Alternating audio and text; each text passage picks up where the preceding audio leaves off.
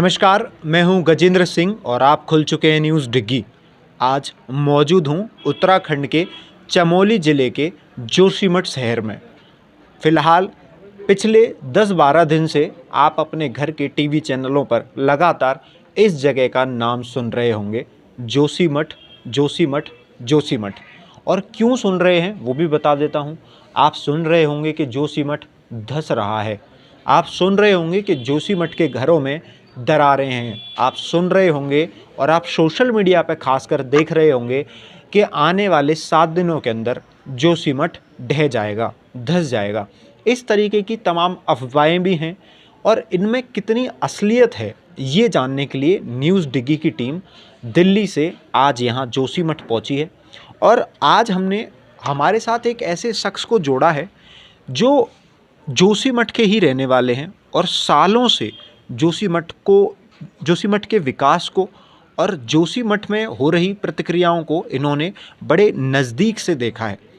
तो आप ये भली भांति जानते होंगे कि जब हमें डॉक्टर की पढ़ाई करनी है तो हम एक ऐसी कोचिंग में जाते हैं जहाँ पे एमबीबीएस या ऐसे कोर्सेज़ की पढ़ाई होती हो। जब हमें आईपीएस आईएएस की तैयारी करनी है तो हम यूपीएससी की कोचिंग में जाते हैं और वहाँ तैयारी करते हैं। मेरा भी मानना वही है कि अगर जोशीमठ की असली समस्या को समझना है और जोशीमठ में वास्तविकता में क्या चल रहा है ये जानना है, तो वही व्यक्ति बता सकता है जो इन सब चीज़ों को बड़ी नज़दीकी से पिछले 1-2 दिन या 10 दिन या 1 महीने से नहीं, वर्षों से देख रहा हो। तो आज हमारे साथ मौजूद हैं। आपका बहुत बहुत स्वागत है चैनल पे।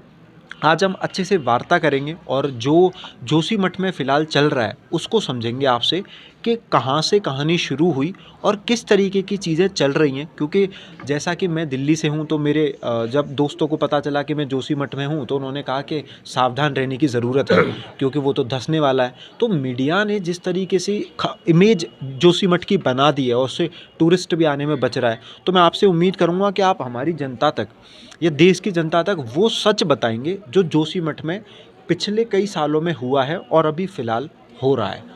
क्या नाम है आपका? मेरा नाम कमल रतूड़ी है और मैं जोशीमठ बचाओ जो संघर्ष समिति है जो इस लड़ाई को पिछले 20-22 वर्षों से लगातार लड़ रही है, उस संघर्ष समिति का सचिव प्रवक्ता हूँ मैं।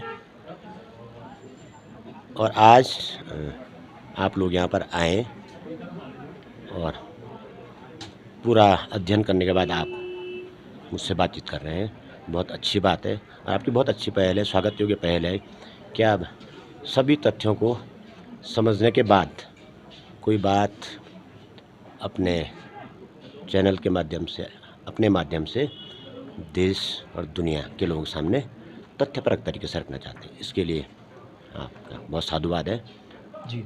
तो आज जो परिस्थिति यहाँ पर जोशीमठ में है वो रोज़ नए नए तरीके से नए नए स्थानों पे भूधसाव हो रहा है और स्थिति बहुत चिंतनीय, बहुत गंभीर है। स्थिति को लेकर लगातार यहाँ के लोग आवाज़ उठा रहे हैं, धरना दे रहे हैं, प्रदर्शन कर रहे हैं। और बाकी तो आपने सब चीज़ें देख ही लिए।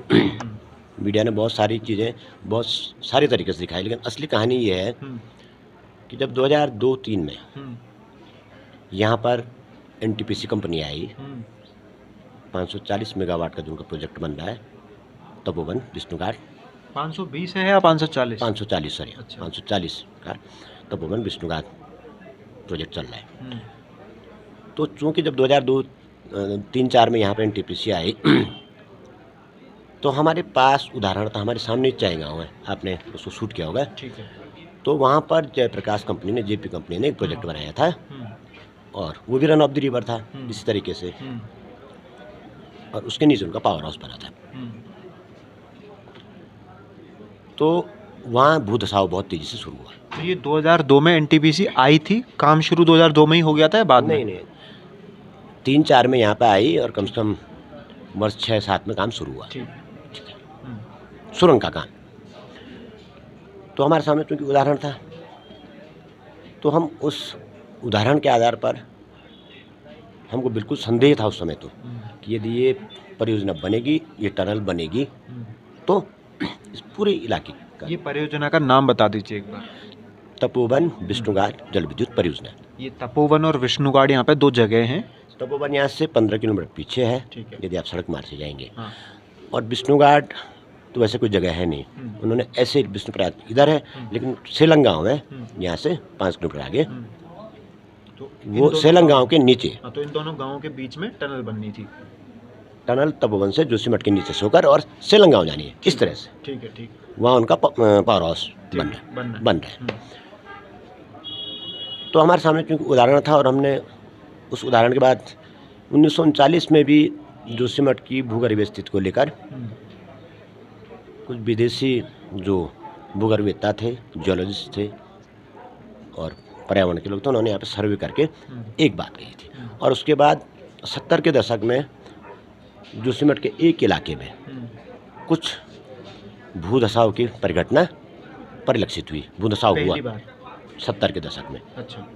वैसे तो इसका 2000 साल पुराना इतिहास है, और उन 2000 साल पुराने इतिहास में भी कई बार इस तरह की परिघटना यहाँ पे हुई। तो उसी को लेकर जब ये परिघटना 70 के दशक में हुई, तो उत्तर प्रदेश सरकार ने 1976 में महेश चंद्र मिस्त्र यहाँ कमिश्नर होते थे गढ़वाल के, और उनकी अध्यक्षता में एक बड़ी कमेटी बनाई। MC मिश्रा, महेश चंद्र मिश्रा, उनकी अध्यक्षता में एक बड़ी कमेटी बनाई, और उसमें सेना, ITBP, भूगर्भ के लोग, पर्यावरण के लोग और स्थानीय लोग जो यहाँ के कंसर्न समझते थे, उनको रखा। और जैसे 1939 में वो, तब तो हम आज़ाद नहीं थे, तो वो जो सर्वे बाहर के लोगों ने किया था, और ये सर्वे 76 का हमारे सामने, हमने उसको अध्ययन किया, तो उसमें ये उन्होंने बताया था कि ये जो पूरा इलाका है आपके कुंवारी पास बड़ा मशहूर जगह है, मशहूर ट्रैक है, बहुत देश विदेश के लोग उस ट्रैक पर आते हैं। कुंवारी पास से लेकर और नीचे अलकनंदा नदी तक, और इस बड़े इलाके में एक बड़े भूखंड पर ये स्थित है। और ये मोरेन पर स्थित है। मोरेन कहेंगे आप कि ग्लेशियर के साथ जो मिट्टी वो सब बह के आई होगी पीछे कालांतर में, तो उस पे ये बसा हुआ है। तो उन्होंने, उस कमेटी ने रिकमेंड किया था कि यहाँ पर कोई भारी निर्माण नहीं होना चाहिए, यहाँ पे प्लास्टिक से नहीं होनी चाहिए। अब क्या 76 में क्या था, इस पूरे इलाके में कोई भारी निर्माण, कोई प्लास्टिक, इस तरह की गतिविधि नहीं होनी चाहिए, बल्कि इस इलाके में व्यापक तौर पर वृक्षारोपण होना चाहिए। तो फिर इस इलाके की उम्र, आयु इस धरती की बढ़ती रहेगी। और 1976 की उस सिफारिश और सुझाव के बाद यहाँ पर व्यापक तौर पर वृक्षारोपण किया गया, और कुछ समय तक यहाँ पर इस तरह की एक्टिविटीज़ नहीं हुई। बात को जब 2003 में अब ये परियोजना आई, तो हम लोग क्योंकि बिल्कुल कन्फर्म थे कि इससे नुकसान होगा। ये अध्ययन हमारे पास था, और उदाहरण था सामने चाय गाँव का, जिस तरह से धंसा था। तो हमने 3-4 में जब NTPC यहाँ पर काम करने के लिए आए ही, तो यहाँ के लोगों ने जोशीमठ बचाओ संघर्ष समिति हमने तब गठित कर दी थी, तो यहाँ के लोगों ने व्यापक विरोध किया। और 2005 में ND तिवारी जी यहाँ के मुख्यमंत्री हुआ करते थे, और यहाँ इसके उद्घाटन कांग्रेस की सरकार थी। जी बिल्कुल, उद्घाटन करने आ रहे थे, लेकिन लोगों के व्यापक विरोध के बाद इसका उद्घाटन देहरादून में हुआ।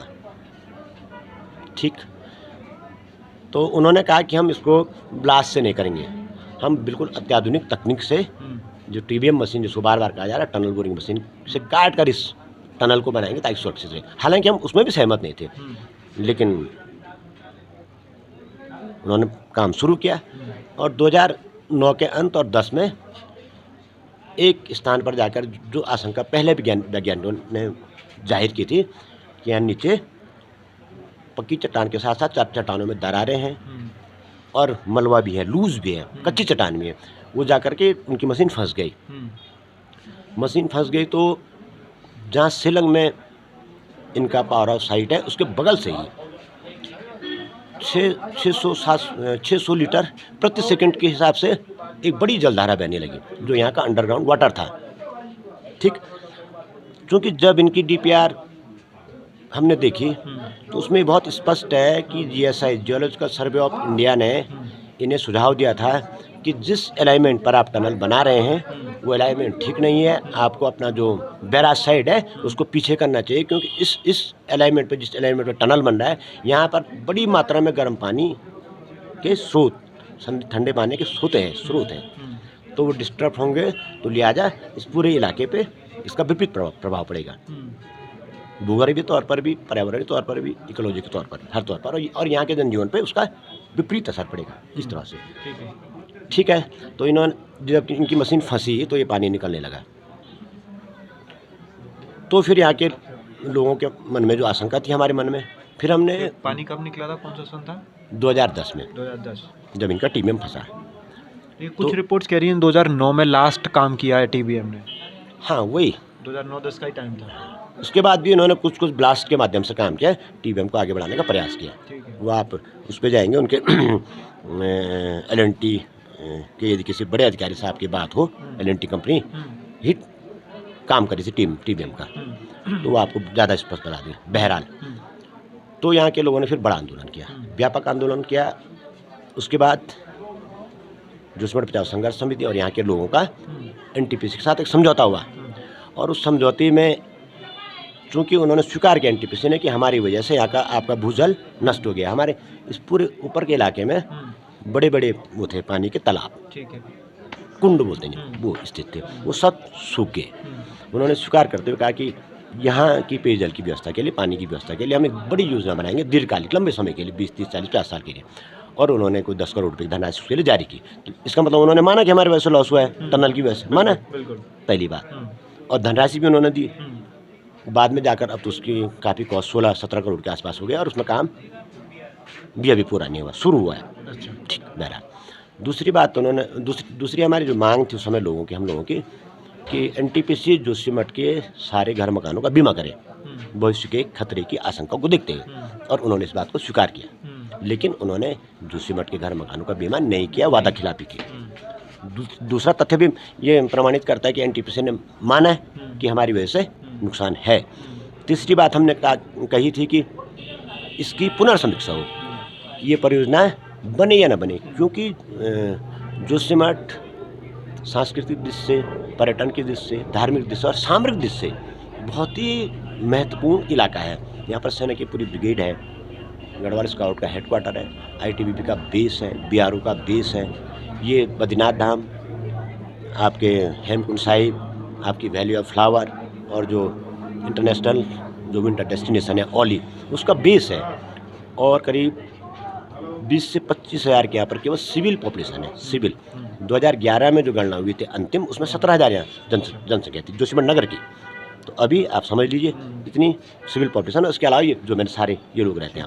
अच्छा, तो बताते चलिए कि वो जो समझौता हुआ वो मुँह जुबानी हुआ या कुछ लिखित में हुआ था? बिल्कुल हमारे पास लिखित में, और हम आपको उपलब्ध करा देंगे रिटर्न में। हाँ, फिर वो समझौता हुआ, उस समय केंद्र में ऊर्जा मंत्री सुशील कुमार शिंदे थे, यहाँ के मुख्यमंत्री उस समझौते में, यहाँ के MP उस समझौते में, यहाँ के लोकल विधायक उस समझौते में, यहाँ के उससे पहले के विधायक जो 2002 से 7 तक रहे वो समझौते में, यहाँ के जो नगरपालिका के अध्यक्ष वो समझौते में, और ये त्रिपक्षीय समझौता हुआ NTPC, प्रशासन, सरकार और संघर्ष समिति के मध्य, और उन्होंने लिखित में ये बात दी। तीसरा जो बिंदु था कि इसकी पुनर्समीक्षा होगी, बड़ी हाई पावर कमेटी इसकी समीक्षा करके ये तय करेगी कि अब इस परियोजना को आगे रन करना है अथवा नहीं करना है। ठीक है, फिर और एक आध और भी जो यहाँ के लोगों की डिमांड थी कि कोई महिला पॉलिटेक्निक बना दीजिए, इस तरह से हुआ। लेकिन इन्होंने पहली बात पर पानी पर अमल किया, घर मकानों के बीमे पर अमल नहीं किया, और जो समीक्षा उसकी केवल एक ही बैठक हुई। यदि वो बैठक आगे बढ़ती, चीज़ें बढ़ती, तो हो सकता है कि 2010 में ही ये काम बंद हो जाता है, और आज ये सारा जो मंजर आप देख रहे हैं नहीं होता, देखने को नहीं मिलता। तो उसके बाद लगातार ये क्योंकि मशीन एक स्थान पर फंस गई है, टीबीएम मशीन, तो उसके मुहाने तक पहुंचने के लिए उसको फ्री, उसके ऊपर लूज आ गया, बहुत बड़ी चट्टान आ गई दरक के। इन्होंने क्या किया, मैं इनको एक चीज़ बता दूं दर्शकों को कि ये जो टीबीएम मशीन है ये टनल बोरिंग मशीन है जो जर्मनी से लाई गई, करोड़ों रुपए की मशीन है। पहाड़ों के अंदर एक टनल बनाने के लिए इसका प्रयोग किया जाता है ना। हाँ, अब बताइए। तो ये मशीन फंस गई, तो समझौता हमारा उनसे हो गया और हम आश्वस्त हो गए, बस घर मकानों का बीमा करेंगे, पुनर्समीक्षा हो गया, और हमें उम्मीद थी कि जितनी परिघटना है उस आधार पर परियोजना बंद हो जाएगी और हम खतरे से बाहर आ जाएंगे। और ये बीमा भी कर ही रहे हैं, भविष्य में भी यदि कोई घटना होगी तो भगवान न चाहे होगी तो कम से कम हम बीमित रहेंगे, ठीक है। हम इंश्योर रहेंगे, लेकिन उन्होंने वादा खिलाफी की। अब इन 2-3 तथ्यों के आधार पर आप बिल्कुल समझ गए कि उन्होंने स्वीकार किया कि हमारी वजह से नुकसान है। आज हालांकि वो कह रहे हैं नहीं है, कुछ भूवैज्ञानिक जो 2010 में कह रहे थे कि इनकी वजह से नुकसान है, आज वो कह रहे नहीं है, तो उनकी भी जो क्रेडिबिलिटी है, विश्वसनीयता है, उस पर प्रश्न चिन्ह पैदा होता है। 2010 में आपने बाकायदा कहा कि इससे बहुत नुकसान है इस पूरे इलाके के लिए, जोशीमठ के लिए, और अब उनका बयान पलट गया है, तो उन्होंने उनकी विश्वसनीयता पे भी प्रश्न चिन्ह लगाया। प्रश्न चिन्ह उठाता है। ठीक है, तो उसके बाद ये सब चला और अक्टूबर-नवंबर 2021 में ठीक है। जो पहला यहाँ भूधसाव की घटना देखने को मिली वो गांधीनगर के इलाके में मिली। क्योंकि मैं कह रहा था ना, ये उस टीबीएम मशीन को फ्री करने के लिए उन्होंने दोनों तरफ से बाईपास टनल बनाई ब्लास्टिंग से, उसको उन्होंने स्वीकार किया है। जिन्होंने कहा कि मैनुअल टनल बनाई गई है। मैनुअल बनाए उन्होंने ब्लास्ट के माध्यम से, ब्लास्ट के माध्यम और बहुत हैवी वहाँ ब्लास्ट किया गया, अच्छा। और उसको उन्होंने स्वीकार भी किया है। हालांकि वो कह रहे हैं कंट्रोल ब्लास्ट किया, लेकिन हम ये कह रहे हैं कि कंट्रोल ब्लास्ट कोई ठेकेदार कैसे करेगा? कंट्रोल ब्लास्ट तो उसका जो एक्सपर्ट होगा, इंजीनियर होगा, वो करवाएगा। वहाँ तो ठेकेदार काम कर रहा है, और ठेकेदार क्या करता है? जल्दी काम खत्म हो, जल्दी भुगतान और जल्दी चले जाए। तो कोई उन्होंने तकनीकी रूप से केवल कहने भर से नहीं होगा ना कि हम कंट्रोल ब्लास्ट कर रहे हैं, और कंट्रोल ब्लास्ट भी ब्लास्ट है। कंट्रोल क्या होता है? जब मनाही है ब्लास्टिंग की 1939 की रिपोर्ट में, 1976 की रिपोर्ट, बहरहाल तो ये परिघटना शुरू हुई फिर अक्टूबर 2021 में, अक्टूबर-नवंबर में। गांधीनगर एक इलाका है छावनी बाजार का, जो उस तरफ है। तो ये जोशीमठ में ही आता है। हाँ, यही वार्ड नंबर 1 है ये। ठीक है, ठीक है। ठीक है, तो वहाँ 14-15 घरों में दरारें आने शुरू हुई। तो 16-17 नवंबर 2021 को जोशीमठ बचाव संघर्ष समिति ने एक बड़ा प्रदर्शन किया, और उसके बाद प्रधानमंत्री जी से, मुख्यमंत्री जी से, राज्यपाल महोदय से अनुरोध किया, राज्य सरकार से अनुरोध किया कि आप तत्काल इस पूरे जोशीमठ का जो नगर क्षेत्र 9 वार्डों का भूगर्भीय, पर्यावरणीय और एक व्यापक सर्वे एक बड़ी कमेटी के माध्यम से तत्काल कराएं, ताकि ये मालूम चल सके कि इसका कारण क्या है और निदान क्या है।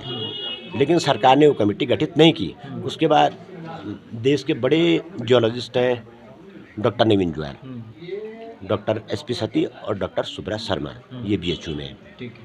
इन सब ने रिक्वेस्ट की कि आप लोग सर्वे करें, क्योंकि गवर्नमेंट सर्वे नहीं कर रही है।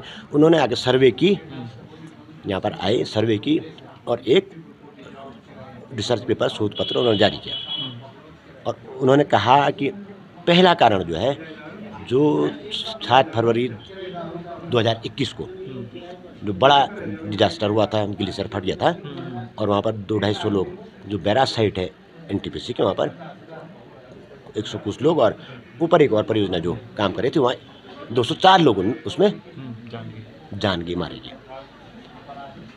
तो उन्होंने कहा कि वो इतनी बड़ी आपदा थी, इतना बड़ा वो जो पानी का और वो आया, तो उसमें बहुत बड़ी क्षति की, पूरा देश दुनिया जानती, उस समय पूरी मीडिया यहाँ पे आई। तो उन्होंने कहा उसने इतने जोर से हिट किया इस पूरे भूखंड को, इस इलाके को, कि जो पुराना जो वो था आपका ये भूधसाव, वो फिर से क्या हो गया? एक्टिव हो गया, जो रुक गया था। पहली बात उन्होंने ये की। दूसरी बात उन्होंने कहा कि पूरी तरीके से एनटीपीसी इसके लिए जिम्मेदार है, क्योंकि एनटीपीसी के टनल के अंदर वो पानी घुसा, जो ऊपर से टनल बन के आ रही है, वो ब्लास्ट से ही बन के आ रही है। आप समझ लीजिए इसको, नीचे से जहाँ पावर हाउस है वहाँ से तो टीबीएम के माध्यम से बन के आ रही थी, वो फंस गई, लेकिन ऊपर से जो टनल आ रही है वो ब्लास्ट, दोनों तरफ से काम चल रहा था जी, एक तरफ मशीन और एक तरफ ब्लास्ट। ठीक, तो वो काफ़ी अंदर तक वो जो आपदा आई, और जो पानी आया फट के ग्लेशियर ऊपर से, उसके अंदर घुस गया, और जो पानी आपका जोशीमठ में दिख रहा है, जगह जगह वो मटमेला पानी टिसाऊ कर रहा है। हमें आशंका वो पानी वही है जो इसके नीचे भर गया था।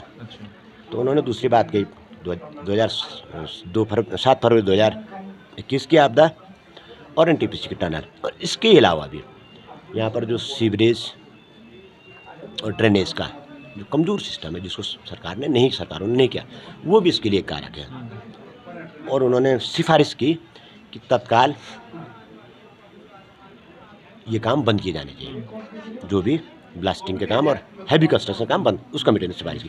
उसके बाद सरकार की भी एक कमेटी आई, उसमें वाडिया के भी लोग थे, आईआईटी के भी लोग थे, जेएसआई के भी लोग, तमाम लोग, और उस कमेटी के जो लोग आए थे उनके साथ हम खुद रहे, और जिन जिन इलाकों में उस समय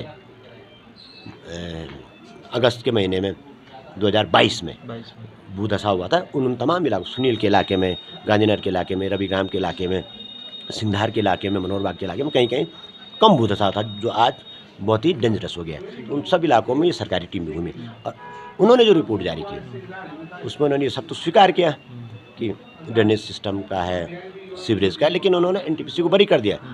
और उसमें हेड कौन थे? डॉक्टर पीयूष रौतेला, अच्छा।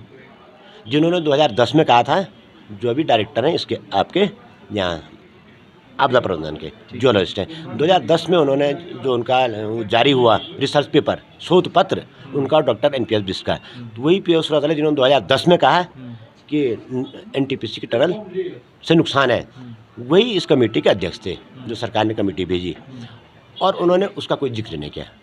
तो उनकी उस रिपोर्ट को हमने खारिज कर दिया। उन्होंने केवल कहा ड्रेनेज और सीवरेज से, और इसके लिए हमारे पास ट्रीटमेंट प्लान है। उसके बाद हम डॉक्टर रंजीत सिन्हा जो आपदा के सेक्रेटरी आज यहाँ आए हुए हैं, उनसे मिले देहरादून जाके अगस्त के महीने में, तो उनको भी हमने अपने सुझाव दिए। तब हमको भी इस तरह से नहीं लग रहा था कि इतनी बड़ी आपदा हो सकती है, संदेह था, लेकिन चूँकि हम भूवैज्ञानिक तो है नहीं, तो हम अपने अध्ययन के आधार पर, अनुभव के आधार पर ये बात सब समझ रहे थे।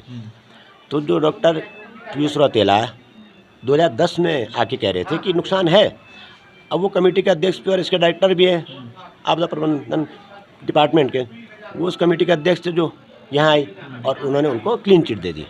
तो इसलिए हमने उस रिपोर्ट को खारिज किया। जनता ने, यहाँ की जनता ने, दुश्मन बचाव संघर्ष में हम इतना नहीं मानते, लेकिन उन्होंने भी ये रिकमेंड किया था कि तत्काल यहाँ पर भारी निर्माण बंद किए जाएं, इस सरकारी कमेटी ने भी और उसने भी। ठीक, उनके ये कहने के बावजूद कि तत्काल ये भारी निर्माण ये बंद किए जाएं, सरकार हेलंग मारवाड़ी बाईपास बनाने पे अड़ी हुई थी। और उनकी रिपोर्ट के बाद हेलंग जो स्थान है जहाँ इनका पावर हाउस साइट है एनटीपीसी का, उसी के आगे हेलंग, वहाँ से लेकर नीचे मारवाड़ी अलग अलग डंदा जो यहाँ का बेस है जोशीमठ का, वहाँ उन्होंने बाईपास निर्माण का काम शुरू कर दिया है। और उसमें हैवी ब्लास्टिंग्स की, आप ठीक से समझ आए, उसमें एक तो इधर नीचे ब्लास्टिंग हो रही है, उसमें ब्लास्टिंग की, वहाँ कटाव शुरू किया चट्टान का। ये दूसरी जगह ब्लास्टिंग कहाँ हुई? ये थोड़ा और जो हेलंग मारवाड़ी बाईपास सड़क बन रही है, ठीक है। ये कौन बना रहा है सड़क? ये भारत सरकार बना रही है, बीआरओ बना रहे हैं। ठीक है, ओके। ठीक। ये कहने के बावजूद कि नहीं करना है, आप ही की सरकारी कमेटी ने कहा, ये इन्होंने काम किया। और अब अक्टूबर, नवंबर, दिसंबर 2022 पर आते आते ये सब आपके सामने मंजर है, ये सारी परिघटना है। और अब हम देश के प्रधानमंत्री से अपील कर रहे हैं, आग्रह कर रहे हैं, इस पूरी आपदा को राष्ट्रीय आपदा घोषित करते हुए। अच्छा, इस पे आएंगे थोड़ा। पहले आप ये बताइए कि जो अभी हमने बैकग्राउंड समझा है कि कहानी कहाँ से शुरू हुई, अब जो फिलहाल हुआ है इस पे आते हैं। अभी जो दिसंबर में पहले किस दिन यहाँ पर भूधसाव की घटना या दरार की घटनाएं मिली? हाँ, मनोहर बाग इलाके में तो कुछ सितंबर अक्टूबर से शुरू, अक्टूबर के महीने में शुरू हुआ, अक्टूबर 2022 22 यहाँ शुरू हुआ।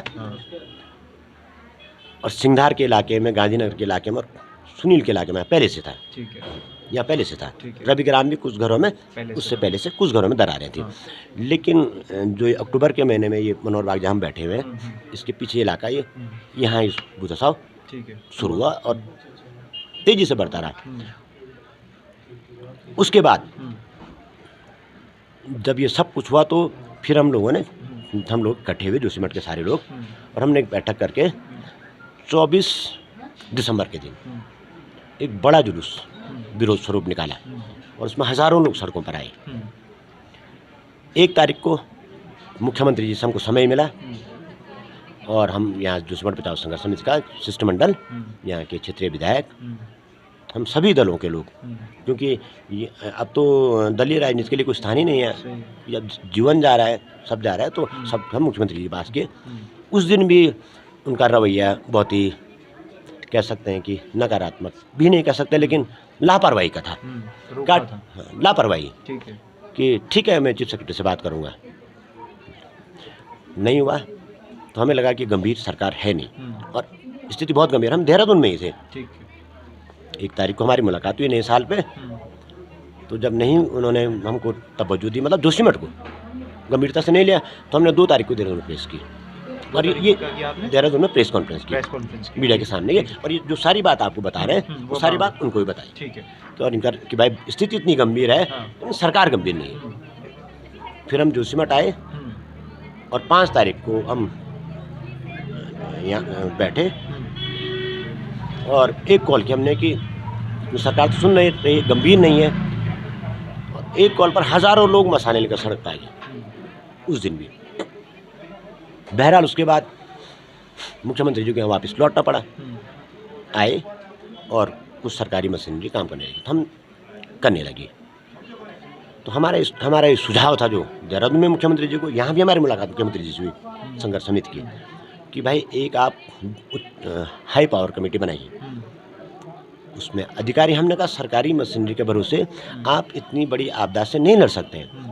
हम सहयोग करने को तैयार हैं, क्योंकि हम समझते हैं, जानते हैं इस बारे में, हम सहयोग करेंगे, सुझाव देंगे, और हम सब मिलजुल कर इस आपदा की घड़ी में सारी चीज़ें छोड़ करके जो भी होते हैं मतभेद, उन सबको दरकिनार करके सारी हम सहयोग करेंगे सरकार का आपका। और कि सरकारी मशीनरी के भरोसे ही नहीं हो सकता, संभव नहीं है। ज़मीन में काम करने के लिए आपके पास बहुत बड़ी टीम चाहिए। आप 10 IAS यहाँ बिठा दें, नहीं कर पाएंगे, ज़मीन की जानकारी नहीं है उनको। अब कुछ थोड़ा थोड़ा हो रही। पहला सुझाव था कि एक बड़ी कमेटी बनाए यार, और उसमें हम लोगों को सम्मिलित किया जाए, संघर्ष समिति के लोगों को और यहाँ के स्थानीय जनप्रतिनिधियों को। ठीक। दूसरा हमारा सुझाव था कि मांग थी कि NTPC का काम तत्काल बंद किया जाए, जो मुख्यमंत्री से मिले। बाईपास का काम तत्काल बंद किया जाए। यहाँ के लोगों के पुनर्वास, विस्थापन, मुआवजे की कोई कंक्रीट नीति बनाई जाए। ठीक है। उसके बाद हमने चक्का जाम यहाँ किया, और उस दिन प्रशासन ने एक पत्र जारी किया कि जो कानून है आपदा का, जो आपने कोविड के दौर में देखा, उसके तहत जो है NTPC और बाईपास का काम बंद करने का हमने आदेश कर दिए। लेकिन काम चलता रहा। तो NTPC कोविड के टाइम में भी काम कर रही थी, कोरोना काल में? नहीं, रुकी हुई थी। वो आपदा प्रबंधन की जो धारा है उसके तहत यदि आपने आदेश किए BRO को और NTPC को कि आप काम बंद करो, और यदि वो काम जारी रखते हैं तो उसमें तो मुकदमा उनके ऊपर कायम होना चाहिए। उस धारा में निहित है कि मुकदमा आप उनके ऊपर दायर करेंगे, किसके? कार्यदायी संस्था अथवा व्यक्ति के खिलाफ। लेकिन वो नहीं किया, और ये काम करती रही और लगातार ब्लास्टिंग करती रही। और स्थिति आपके सामने है। वो कुछ भी तर्क दें, हम यहाँ से बना रहे हैं, दूर से बना रहे हैं, वैज्ञानिक तौर पर ऐसा नहीं मान रहे। जो स्वतंत्र वैज्ञानिक है, जो जनपक्षीय वैज्ञानिक नहीं मान रहे, कह रहे बिल्कुल इनकी वजह से है, खुलेआम कह रहे हैं कि इनकी वजह से है, सारे तर्क के साथ तथ्य साथ कह रहे हैं। बहरहाल वो भी नहीं हुआ। उसके बाद फिर मुख्यमंत्री आए, और अभी तो आपदा के सेक्रेटरी आज फिर, हाँ, आपदा के सेक्रेटरी आए, उनको हमने ये सब सुझाव दिए कि आप इस तरह से करो। फिर उसके बाद लगातार एक यहाँ जो स्थानीय DM हैं, कमिश्नर हैं, वो सब यहाँ पर मौजूद हैं, और कुछ निर्णय सरकार ने लिए हैं, कुछ निर्णय कैबिनेट ने कर लिए हैं, कल परसों में लिए हैं। लेकिन वो निर्णय अच्छे हैं। पहले एक बात बता दीजिए कि लेकिन नाकाफी है, नाकाफी नहीं है, नाकाफी है। मतलब ठीक है, आपने किया, उसके लिए हम नहीं कह रहे, ज़्यादा होना हम ये नहीं कह रहे कि आपने कुछ नहीं किया है, हम कहीं नहीं कह रहे, लेकिन आपने इतना किया है कि क्या कहते हैं, उनके मुंह में जी रहे हैं। हम ये कह रहे हैं कि मोदी जी, आपसे हम निवेदन कर रहे हैं, आप इसे राष्ट्रीय आपदा घोषित करते हुए ठीक है, कोई बड़ी पैकेज की घोषणा करें। यहाँ की पुनर्वास, विस्थापन, यहाँ पे पूरे देश के लोग रहते हैं, यहाँ पे देश भर के लोग आकर व्यापार करते हैं, उनका क्या होगा? दूसरे तीसरे लोग, गरीब लोग, जिनका रोजगार यहीं पे था, छोटा छोटा काम धंधा, क्योंकि यहाँ 12 महीने का यहाँ पर क्या है, बिजनेस है, व्यवसाय है। 6 महीने बद्रीनाथ धाम, हेमकुंड साहिब, और 6 महीने विंटर में औली। अभी ये, हाँ, ये 7 तारीख से 12 तारीख तक यहाँ पर फिश गेम्स होने थे। अच्छा, इंटरनेशनल, नेशनल औली में नहीं हुए। हुए। तो इसका इतना महत्व है हर दिश से। तो ये एक बात बता दीजिए, जैसे हम सबसे जानकारी ले रहे थे, जब लोगों से बात कर रहे थे, तो उन्होंने कहा कि जो ज़्यादातर दरारें दर्ज करी गई वो 2 जनवरी की रात को थी। तो वो 2 जनवरी की रात को क्या हुआ था? 2 जनवरी की रात को आप JP की तरफ गए होंगे, मारवाड़ी का इलाका है, मारवाड़ी का इलाका है, और ये पूरी बेल्ट ही है। 2 जनवरी की रात को धरती हिली चरचराहट की आवाज़ भी तेज़ी से फटना शुरू हुआ। ये पूरा इलाका है, अच्छा। बड़ा इलाका। और उसके बाद तो दरारें लगातार अब आगे बढ़ रही हैं पूरे इलाके में, पूरे जोशीमठ में। अभी इसरो ने तस्वीरें जारी की हैं, हालांकि अब उसमें FN भट्ट सरकार, और हम सरकार से ये भी निवेदन कर रहे हैं कि जोशीमठ में कोई पैनिक नहीं है, और देश के लोगों से भी निवेदन कर रहे हैं। आपदा बहुत बड़ी है, लेकिन पूरा देश मिल करके यदि इस आपदा से लड़ेगा तो इसरो ने जो इमेज जारी करी है उस पे NDMA ने ये कहा है सारी सरकारी संस्थाओं को कि कोई भी सोशल मीडिया पे या मीडिया पे इस तरीके की इमेज या कोई भी डेटा शेयर ना करें जिससे भ्रम पैदा हो। तो आपको लग रहा है कि इसरो जैसी संस्था अब मजाक में तो ये सारी चीज़ें नहीं कर रही होगी क्योंकि उसका मन कर रहा था डाल दी, अगर उसने रिसर्च की होगी, कुछ चीज़ें निकाली होंगी तभी तो डाली होगी। मगर वहाँ ND अगर ऐसी चीज़ों को रोकेगा, ऐसी ऑर्गेनाइजेशंस को रोकेगा तो लोगों तक सच पहुँचने में आसानी नहीं होगी। देखिए, जिस तरह से NDMA ने कहा है कि कोई भी इस तरह से रिपोर्ट जारी नहीं करेगा, भूगर्भ के लोग, दूसरे लोग, तीसरे लोग, टेक्नोलॉजी के लोग, कोई भी सरकारी संस्था। कोई भी सरकारी संस्था, सच उनको मालूम है, इसरो ने सच दिखा दिया, सच इससे भी ज़्यादा आगे बढ़ गए साहब, इसलिए रोका गया है। और ये तो लोगों की जान के साथ खेलना हुआ। इसका मतलब लोगों को आप मारना चाह रहे हैं, लोगों को अंधेरे में रखो। अभी एक भूकंप का झटका, हम यहाँ बैठे हैं, पूरे इस इलाके को जमींदोज कर देगा, जैसी इसरो ने बताया है कि कितने दिनों में कितना सेंटीमीटर धंसा है। और स्थिति तो आप ग्राउंड में जाके देख ही रहे हैं। तो हम तो प्रधानमंत्री जी से आग्रह कर रहे हैं कि आप इस तरह से न करिए, तथ्य लोगों के बीच आने चाहिए। कोई पैनिक नहीं है, हम सीमा के प्रहरी हम, पहली रक्षा पंक्ति में सेना है तो दूसरी रक्षा पंक्ति के हम लोग हैं। हम डरने वाले, भय में जाने वाले लोग नहीं हैं। आप सही जानकारी, जो भी सरकारी संस्थाएं हैं वो जनता तक जाए, कोई पैनिक नहीं है। और मीडिया से भी मेरा आग्रह है कि सही रिपोर्टिंग करें। सही रिपोर्टिंग बहुत लोगों ने की है और बहुत लोगों ने नहीं की है। बहुत बड़ा वर्ग तो NTPC को बचा रहा है तथ्य जानने के बावजूद। ऐसा काम न करिए, वरना ये अपयश, इस देवभूमि का अपयश, इसका तो साहब 2-2.5 हज़ार वर्ष पुराना इतिहास है। सबसे पुरानी बसावट है। कत्यूरी राजा यहाँ रहे, शंकराचार्य ने यहाँ तपस्या की, जिसके प्रमाण है, जिसका इतिहास है। तो सबसे पुरानी ये संस्कृति का केंद्र है। और वहाँ के लोगों के साथ आप इस तरह से करेंगे, उनको अंधेरे में रखकर, तो उनकी जान के साथ खेलना हुआ। अभी क्या सरकारी आंकड़ा है कि कितने घरों को चिन्हित कर लिया गया जो खतरे के निशान में है? देखिए, जब हम मुख्यमंत्री जी के साथ बैठे थे यहीं जोशीमठ बैठक में, तो कमिश्नर गढ़वाल ने बाकायदा कहा, इसकी बाकायदा उन्होंने रिकॉर्डिंग किया है कि जोशीमठ के 40% हिस्से को बड़ा खतरा है, इसको शिफ्ट करना पड़ेगा। उन्होंने कहा है, मैंने नहीं कहा है। और उन्होंने ये कहा, कमिश्नर गढ़वाल ने मुख्यमंत्री को मुखातिब हो गया, हम भी उस बैठक में थे, कि साहब जो रिपोर्ट आई है वो कह रही है कि जोशीमठ के 40% हिस्से को खतरा है। आप इस पहाड़ी इलाके के भूखंड को 40% किस तौर पर नापेंगे? इस तरफ पूरी दरारें हैं, हमारे पीछे दरारें हैं, सामने सुनील गांव है वहाँ दरारें हैं, इस तरफ रविग्राम वहाँ दरारें हैं, इससे इधर सिंहदार ये इसका इलाका, गांधीनगर का इलाका, वहाँ दरारें हैं। आपका नीचे दरारें हैं जो डिग्री कॉलेज के इलाका है, लोअर गांधीनगर, गोरंग कहते हैं। तो ये केक तो है नहीं कि आप बोलेंगे कि केक है, इसमें 40% हटा दो, 60% सेफ है। ये तो पूरा ही जोशीमठ अनसेफ है। और आपके कमिश्नर कह रहे हैं, आपके ज्वेलर्स कह रहे हैं, सरकार के, इसरो कह रहा है, मैं तो नहीं कह रहा हूँ ना, सब लोग कह रहे हैं ना 40, वो 40 कह रहे हैं। तो हमें आशंका है कि 80%। देश का, एशिया का सबसे बड़ा रोपवे, सबसे लंबा रोपवे जोशीमठ में। आप जरूर उसके पीछे जाएं, ये सामने ही है रोपवे, उसके पीछे 1.5 मीटर गहरी, कल ही नापी है और इन्होंने, सरकारी संस्था, 1.5 मीटर गहरी और करीब 40-35 मीटर लंबी दरार पड़ गई है। जो स्टेशन है रोपवे का, मूल स्टेशन, मेन स्टेशन, उसमें दरारें हैं। जो टावर नंबर 1 के सामने दिख रहा है, दिख रहा है आपको, इसमें दरारें हैं, इसके नीचे दरारें हैं। तो हमने कल ये भी मांग किया कि बहुत हैवी ये रोप है, जो तार है, इसको भी तत्काल हटाया जाए, क्योंकि इसकी पूरी जद में सैकड़ों घर मकान है। यदि कोई भी इनका रोपवे का जो टावर ध्वस्त होता है, गिरता है और अफरा तफरी का माहौल हो जाएगा। तो ये कल हमने इसको भी ट्वीट किया है और कहा है हम प्रशासन ने से कि इसको भी आप हटा दीजिए। कुछ घरों पे लाल निशान लगाए गए हैं, उस लाल निशान का क्या मतलब है? कि ये घर पूरी तरह से असुरक्षित है, रहने लायक नहीं है। कल हम जब नीचे गए तो बहुत घर ऐसे थे जो पूरी तरीके से क्षतिग्रस्त हैं, पूरी तरीके से, और इतना कि अभी भी हिल रहे हैं, आप खड़े हो जाएंगे तो यहाँ नीचे। सिंगदार मगर में। हाँ, सिंगदार में, मगर वहाँ ना कोई लाल निशान है, ना कोई पीला निशान है, किसी भी तरीके की वार्निंग उन घर के बाहर नहीं है। ऐसा क्यों है? मैं तो आपको पहले ही कह चुका हूँ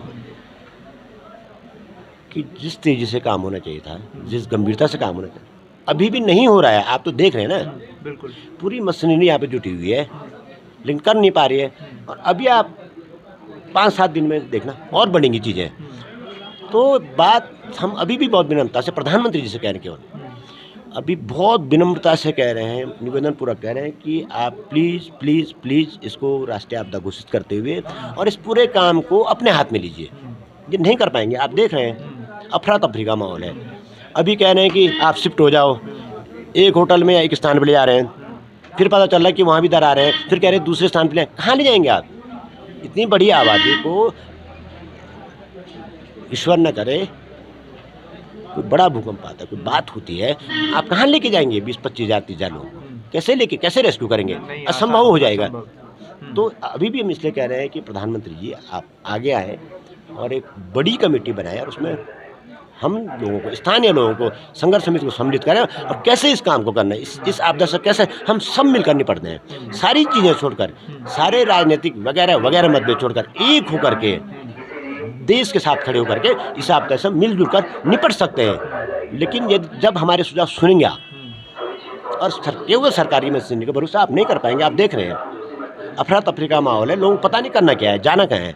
डरे हुए लोग। तो इसलिए मैंने कहा जो हुआ है अच्छा किया है कल कैबिनेट ने कुछ, लेकिन वो ना काफ़ी है, ऊँट के मुँह में जी रहा है अभी तक। इसको बड़ा करने की आवश्यकता है। ये केस को थोड़ा और अच्छे से समझने के लिए मेरे पास कुछ 10 सवाल हैं, जिनका मैं 2-2 3-3 लाइन में आपसे जवाब चाहता हूँ। ठीक है। अगर शायद आप मुझे जवाब देंगे तो मैं इस केस को और अच्छे से समझ पाऊँगा। पहला मेरा सवाल है कि क्या एनटीपीसी अभी भी इन दिनों में विस्फोट करके तोड़ रही है पत्थरों को? आपकी जानकारी के अनुसार। हाँ, हमारी जानकारी के अनुसार काम वहाँ पर जारी है, अभी भी जा रही है। काम जारी है। दूसरा मेरा सवाल है, क्या एनटीपीसी अभी भी इस प्रोजेक्ट पे कुछ न कुछ कर्मचारी कम करके भी काम कर रही है, अभी भी एक्टिव है? जी बिल्कुल, उनका भी 100-150 कर्मचारी वहाँ पर तैनात हैं और ऐसी सूचना है कि वो कुछ काम कर रहे हैं। अगला मेरा सवाल है, क्या टनल में पानी अभी भी रिस रहा है? एनटीपीसी मना कर रही है कि नहीं रिस रहा है, स्थानीय लोग कह रहे हैं रिस रहा है, तो आपका क्या मानना है? पानी तो दिख रहा है रिसते हुए, जोशीमठ में दिख रहा है, सेलंग के पास दिख रहा है, तमाम जगहों पे दिख रहा है। पानी तो रिसते हुए दिख रहा है ना, उनके कहने से क्या हो जाता है, पानी तो दिख रहा है।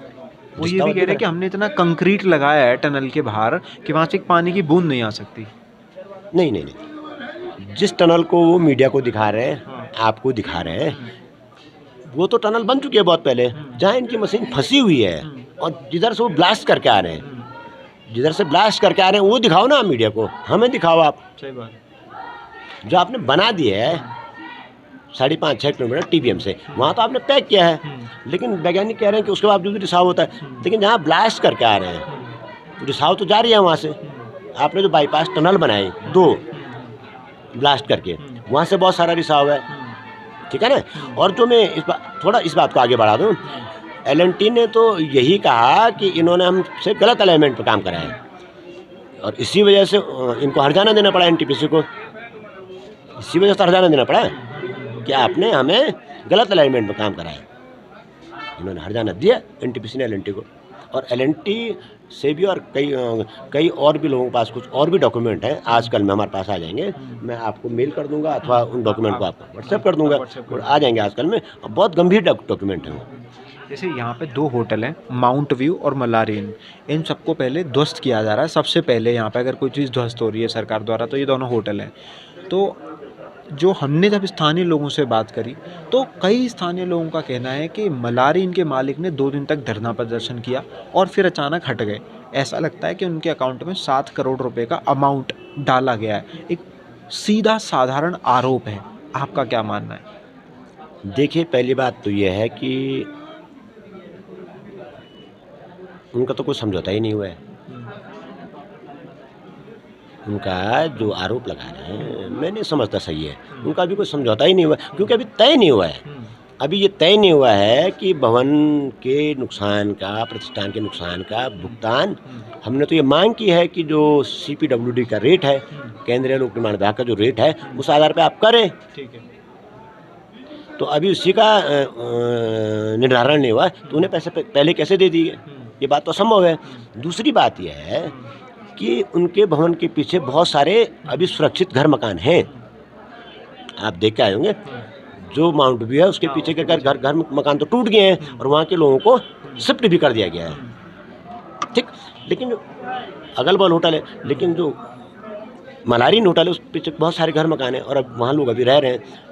तो उन्हें भी ये आशंका थी, जो उसके मालिक हैं ठाकुर सिंह राणा जी, उन्हें आशंका थी कि कहीं मेरी वजह से, अभी तो कंट्रोल तरीके से तोड़ रहे हैं, लेकिन वो माना कि गिर जाता तो बहुत बड़ी जनधन हानि होती है। तो उन्होंने इसलिए कहा कि ठीक है, आप उसको तोड़ दीजिए, इसलिए उन्होंने कहा तोड़ दीजिए, इन सब चीज़ों देते हुए। ये जो TBM मशीन है, ये 2009 या 10 के आसपास इसने लास्ट काम किया, उसके बाद फंस गई। अगर हम 10 से अभी तक देखें तो 13 साल होते हैं। करोड़ों रुपए लाकर एक मशीन लगा के एक प्रोजेक्ट पे काम किया गया। आपको क्या लगता है कि करोड़ों लगा के बेस्ट इंजीनियर या बेस्ट आर्कोलॉजिस्ट ला के उस मशीन को अब तक क्यों नहीं निकाला जा सका है? क्या खेल है इसके पीछे? 13 साल लग गए। देखिए, ऐसा है, हमने कल भी कहा आपसे फॉर्मल बातचीत में कि NTPC national thermal power corporation है, ये कोयले से बिजली बनाती थी। हाइड्रो के क्षेत्र में तो अन्य हैं, जैसे THDC है, ये हाइड्रो के क्षेत्र में, इनका तो ये पहला ही दूसरा प्रोजेक्ट था।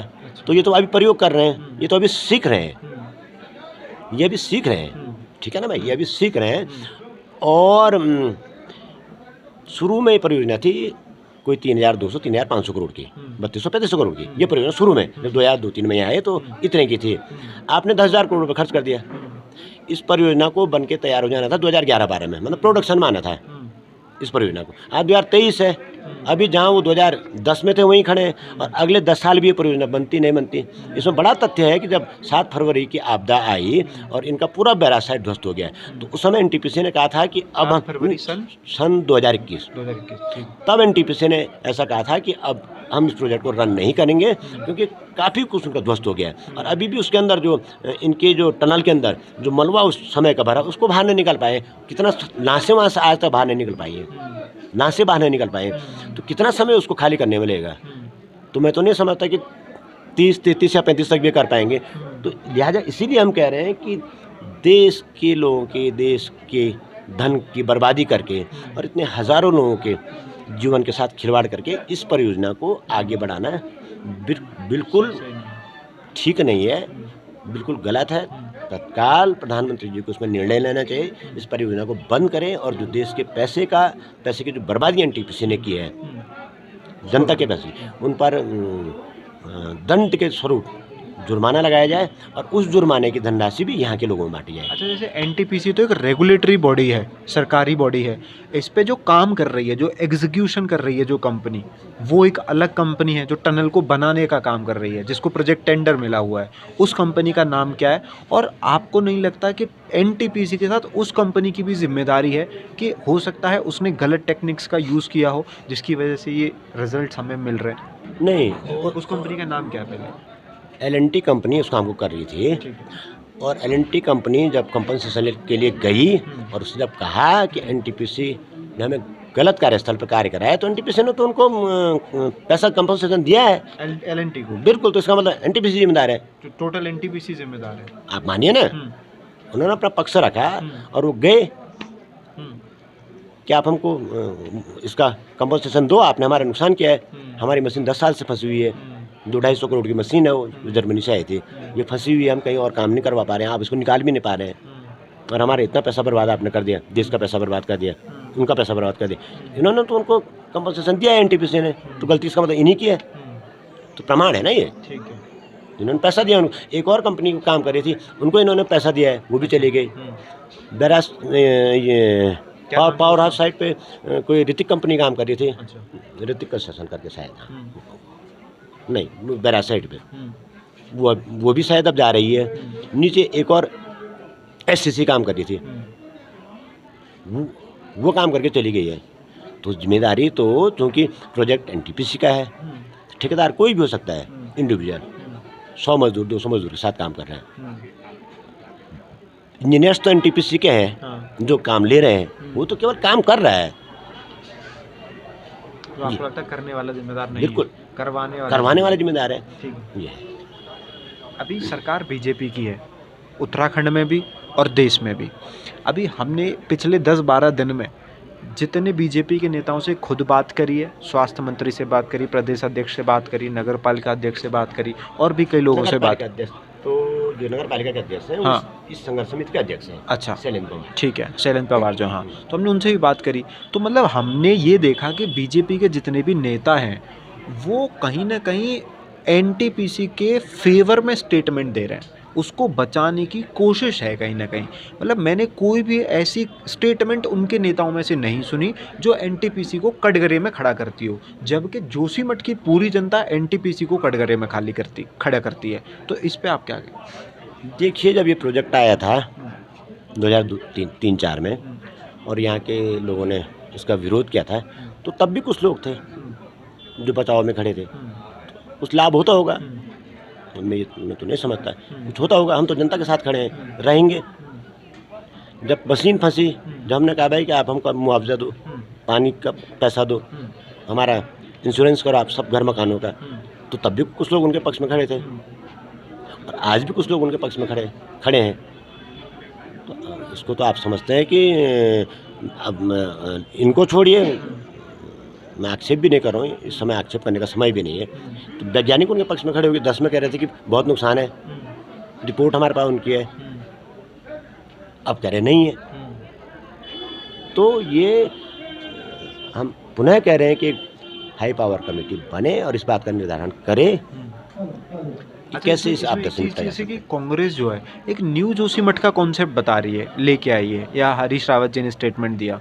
तो जब हम लोगों से बात कर रहे थे तो लोग इतना ज़्यादा प्यार करते हैं इस जगह से और अपने घर से कि आपको लगता है कि वो लोग तैयार होंगे किसी दूसरी जगह जाने के लिए किसी भी हालत में, या आसान होगा उनको ले जाना? देखिए, हमने तो अभी जो हम प्रधानमंत्री जी को जो पत्र अब दे रहे हैं, इससे पहले तो हम मुख्यमंत्री जी को ही पत्र दे रहे हैं। वो पत्र मैं आपको अभी 1 घंटे में, आधे घंटे में दे दूंगा। उसमें सारी चीज़ें हमने लिखी हुई हैं, ठीक है ना। और हमने सुझाए हैं स्थान, यहाँ पर इसके पीछे एक गोंग जगह है, ऊपर पोल्ट्री फार्म जगह है, पॉली की उस तरफ तो 2-3 जहाँ पर 1000-2000 नाली ज़मीन है, जो हम कह रहे हैं कि नया जोशीमठ बसाया जाए। तो आप तैयार हैं नए जोशीमठ के लिए? नहीं, हाँ। लेकिन हाँ। हम यहाँ से जो हमारे हक हकूक़ हैं, जो अधिकार हैं, उनको छोड़ने वाले नहीं हैं। कोई भी जगह, मतलब मेरी समझ में ऐसा तो नहीं है कि क्योंकि मैंने बताया कि 4-5 बार यहाँ पर ये सब परिघटना हुई है, इस तरह से भूस्खलन हुआ है, लेकिन फिर वो स्टेबल हो जाता है। तो फिर हम ना, हो सकता हम न रहें, हमारे आने वाली पीढ़ी यहाँ आके रहे। और आसपास हमने कहा कि कहीं फिलहाल उनको आसपास के इलाकों में उनको विस्थापित किया जाए और उनकी पूरी जिम्मेदारी देश की सरकार ले, क्योंकि जो लोगों का रोज़गार चौपट हो गया, यहाँ पर दुकानदार हैं, यहाँ पर टैक्सी वैक्सी चलाने वाले लोग हैं और तरह तरह के लोग हैं, मतलब पूरे भारत के लोग यहाँ काम करते हैं। उन सबको वो भी हमारे लोग हैं, उन सबकी भी रक्षा की जाए, उनको भी कंपनसेशन मिलना चाहिए। और यहाँ के स्थानीय लोग हैं जो कि केवल भूमि पर आधारित हैं, खेती पर आधारित हैं, उनको भी उस तरह से कंपनसेशन दिया जाना चाहिए। तो ये सब बातें हैं। आप जैसे कि मैंने यहाँ पे जब से उत्तराखंड बना तब से या तो बीजेपी की सरकार रही या कांग्रेस की सरकार रही, 2 पार्टियां हैं।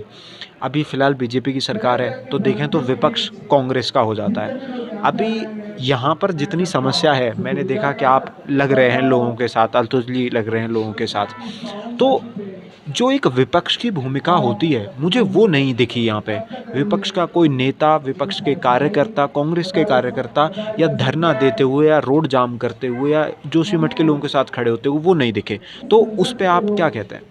जो जोशीमठ बचाओ संघर्ष समिति है, उसमें तो भाजपा के भी लोग हैं रखे हुए हैं, कांग्रेस के भी हैं, ये सब भाजपा कांग्रेस के लोग हैं, कई लोग तब वहाँ से छोड़ के आ गए हैं कि भाई हम नहीं हैं आपके साथ। जो हमें हमारा कॉन्सेप्ट है जोशीमठ प्रचार संघर्ष समिति, हमने बहुत लड़ाइयाँ लड़ी और सब लड़ाइयों में हमने हमेशा यही कहा है कि जोशीमठ फर्स्ट, कोई भाजपा कांग्रेस नहीं, केवल जोशीमठ की बात, जोशीमठ फर्स्ट। और जो आपने कहा निश्चित तौर पर यहाँ पर हरीश रावत जी आए थे, यशपाल आर्य जो हमारे नेता प्रतिपक्ष हैं इन कांग्रेस के, वो आए थे, कांग्रेस के प्रदेश अध्यक्ष यहाँ पर आए थे और तमाम कांग्रेस के बड़े लीडर यहाँ पर आए थे। और हरीश रावत कह रहे हैं कि मैं फिर आऊँगा एक दो रोज़ में, तो वो लोग भी लगातार आ रहे हैं। हमारे यूकेडी के लोग यहाँ पर कल परसों में थे। आप आज हमारे घनसाली के पूर्व विधायक जी हैं भीमलाल आर्य जी, वो वहाँ से चल के हमको समर्थन देने आए हैं। तो सारे लोगों का समर्थन है और इसको हमने कई बार कहा मीडिया से कि इसको कतई भी बीजेपी कांग्रेस नहीं करना है। हाथ जोड़ के कह रहे हैं केवल और केवल जोशीमठ की बात, कैसे जोशीमठ की रक्षा हो, जोशीमठ के लोगों की रक्षा हो, उनको न्याय मिले, केवल इस पर हमने बात करनी है। कुछ लोगों को 1.5 लाख रुपए के चेक दिए गए हैं जी। और कुछ लोग हैं जिन्होंने ले लिए हैं, कुछ लोग उसका विरोध कर रहे हैं कि हमें नहीं चाहिए। कुछ लोगों को राहत सामग्री दी जा रही है, वो भी कह रहे हैं कि हमें नहीं चाहिए। तो ये कैसा विरोध है? देखिए, राहत सामग्री के लिए मैं पुनः निवेदन कर रहा हूँ, जो हमारे संस्थाएं बांट रही है, प्लीज़ प्लीज़ प्लीज़ खैरात न बांटें। बहुत यहाँ के लोग स्वाभिमानी हैं, मैं कल भी देख रहा था भगदड़ हो रही है। प्लीज़ प्लीज़ प्लीज़ जो भी NGO सेक्टर के लोग हैं, जो लोग बहुत कृपा के साथ यहाँ आ रहे हैं, वो ये राशन ये न करें, क्योंकि ये स्वाभिमान पर चोट है। ये न करें, इसकी आवश्यकता नहीं है जोशीमठ में। पतंजलि ने भी ट्रक भेजे, गलत है, हम तो विरोध कर रहे हैं। क्यों भेज रहे हैं आप? जिस इंसान का घर मकान सब ध्वस्त हो गया, जो शरणार्थी शिविरों में राहत कैंप में रह रहा है, वो राशन कहाँ रखेगा? वो अपने घर का जो ज़रूरी सामान है, यहाँ पर जितने लोग हैं, उसको रखने के लिए उस पर स्थान नहीं है, पकाने के लिए जगह नहीं है, वो राशन का करेगा क्या भाई? हमने कहा आप मदद ही करना चाहते हैं तो यहाँ के लोगों को आप आर्थिक तौर पर मदद कीजिए। यदि आप वास्तव में मदद करना चाहते हैं तो आप आर्थिक तौर पर सीधे मदद कीजिए। प्रशासन के पास लिस्ट है, आप लिस्ट लीजिए। नहीं प्रशासन के पास है तो हमारे पास तो लिस्ट है। एक एक आदमी, एक एक परिवार, एक एक व्यक्ति की लिस्ट है, हमसे लिस्ट लीजिए, उनको आप उस तरह से मदद कीजिए। मैं देख रहा था इधर भी कोई संस्था वो भी बांट रही है और भगदड़ मची हुई है। और स्थिति ये है कि उन तक पहुँच ही नहीं रहा है। पीड़ित तक कहाँ पहुँच रहा है वो सामान? पीड़ित तो अपने पीड़ा में परेशान है, सामान इधर से उधर ढो रहा है। आज कह रहे हैं यहाँ, प्रशासन कह रहा है यहाँ रहो, वहाँ दरारा आ रहे कह रहे वहाँ रहो, तो पीड़ित तो ऐसे परेशान है। और जो 1.5 लाख के चेक का आपने सवाल किया, हमने ये कहा था, पहले इन्होंने 4,000 रुपये दिए, फिर काम 5,000 देंगे। हमने ये कहा कि आप 4-5 हज़ार से काम चलने वाला नहीं है, आपदा बहुत बड़ी है, आप इसको छोटे आगे, आप कम से कम 4 से 5 लाख की एक धनराशि लोगों को दीजिए, ताकि लोग मानसिक तौर पर और आर्थिक तौर पर अपने आप को सुरक्षित महसूस खड़े हो जाएंगे। भगदड़ नहीं होगी, अराजकता नहीं होगी। कोई बड़ी घटना परिघटना आगे बढ़ती है तो कम से कम लोगों के पास पैसा रहेगा तो लोग अपने संसाधनों से भी किसी दूसरे स्थान पर जा सकते हैं। फिलहाल क्योंकि विस्थापन, पुनर्वास, ये तो आप जानते हैं, आप समझते हैं, ये लंबी प्रक्रिया है। लेकिन आप तत्काल में इस ठंड में कहाँ जाएगा आदमी? आप ज़बरदस्ती क्यों उसको यहीं रोके? हमने कहा था कि मैं तो कहा था यहीं पे बैठ के, ये इन्होंने पूछा DM चमोली ने क्या किया जाना चाहिए, तो मैंने, मेरा सुझाव ये है कि आप एक कोई बड़ी धनराशि 4-5 लाख की दे दीजिए और कह दीजिए हमने धनराशि दे दी है, ये सहायता है। जिस दिन आपके घर मकान का भुगतान होगा उसमें कर लेंगे एडजस्ट, कुछ हम आपको वैसे मदद करेंगे, कुछ एडजस्ट कर लेंगे। आपने 1.5 लाख पकड़ा दिया, तो आपको लग रहा है वो कम है? वो कहाँ ना का कुछ नहीं है 1.5 लाख रुपये। अभी हम मान लीजिए व्यक्ति यहाँ से पीपलकोट चला गया, गोपेश्वर चला गया, देहरादून चला जाए, श्रीनगर चला जाए, अरे बच्चे भी तो पढ़ाएगा वो, केवल जाना काफ़ी है, तो उसको वहाँ कमरा भी लेना पड़ेगा। बहुत महंगा रेंट है, 7 से 8 हज़ार तक का रेंट है 2 कमरों का। आप लगाओ हिसाब, लाख 1.5 लाख तो किराया हो गया घर का। दुख है, बीमारी है, बच्चे की फीस है, कहाँ से मैनेज करेगा? तो हमने कहा था इतनी बड़ी रकम दे दीजिए, आदमी खुद ही चला, खुशी खुशी चला जाएगा। और आप बाकी तो आप कर ही रहे हैं, भवनों का निर्धारण कर रहे हैं, मूल्यांकन कर रहे हैं, एस्टिमेशन कर रहे हैं, और जब जिसका जितना निकलेगा तो अभी ये जितना आप हुआ है अभी जोशीमठ में जो दरारें हैं जिस तरीके से धंसे हैं घर, आपको लग रहा है कि हो चुका है ये या अभी और इसका बड़ा स्वरूप देखना बाकी है? देखिए, इसरो ने एक बात कही तो उन्होंने कहा कि अब नहीं कहना है। अब इस बात को तो जैसे हम समझते हैं यहाँ के लोग और जैसा वैज्ञानिकों ने कहा भी है कि स्थिति बहुत खतरनाक है। हम लोगों से आग्रह कर रहे हैं कि पैनिक होने की आवश्यकता नहीं है, सब मिलकर लड़ेंगे। जो मेरे साथ होगा, आप सबके साथ होगा, पैनिक होने की कोई आवश्यकता नहीं है। लेकिन जिस तरह से रिपोर्टर अब कहा जा रहा है कि नहीं बतानी है रिपोर्ट, तो फिर कैसे यहाँ के लोगों को, देश को मालूम सच पड़ेगा? कैसे पहुँचेगा? सच कैसे पहुँचेगा? उन्होंने सच बताया ना, उन्होंने कोई पैनिक थोड़ी पैदा किया इसरो ने। अभी आगे की अलर्ट जोशीमठ किया ना उन्होंने। हाँ बिल्कुल, आगे जो जोशीमठ संघर्ष समिति है आपकी, उसकी आगे की आज के बाद की प्लानिंग क्या है? हम लगातार यहाँ धरने पर है और 26 तारीख को गणतंत्र दिवस के दिन हज़ारों की संख्या में लोग यहाँ सड़कों पे आएंगे। हज़ारों की संख्या में मैं कह रहा हूँ, मैं सड़कों पे आएंगे। एनटीपीसी का घेराव की योजना है, जो उनका परिसर है उसके घेराव की योजना है। तो ये हमारे आगे का कार्यक्रम है। हमारा क्रमिक धरना प्रदर्शन लगातार जारी रहेगा और 26 तारीख के दिन के लिए मैं सीधे प्रधानमंत्री जी से तक हमारी बात लगातार पहुँच भी रही, कह रहा हूँ, निवेदन कर रहा हूँ कि गणतंत्र दिवस समझते हैं ना आप? समझते हैं 1950 26 जनवरी गणतंत्र हमारा तंत्र बना है, जन का तंत्र बना है। और 26 जनवरी को हमारा मन भी नहीं कर रहा कि हम इस तरह से विरोध करें, लेकिन मजबूर हैं।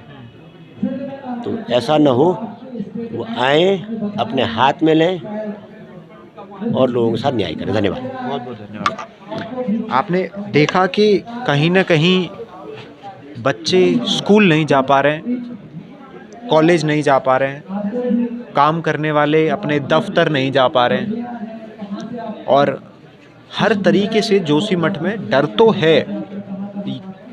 ऑब्वियस बात है कि जब आपके घर में दरारें होंगी, ज़मीन धंस जाएगी, तो एक डर का माहौल होगा, वो वाली बात समझने की है।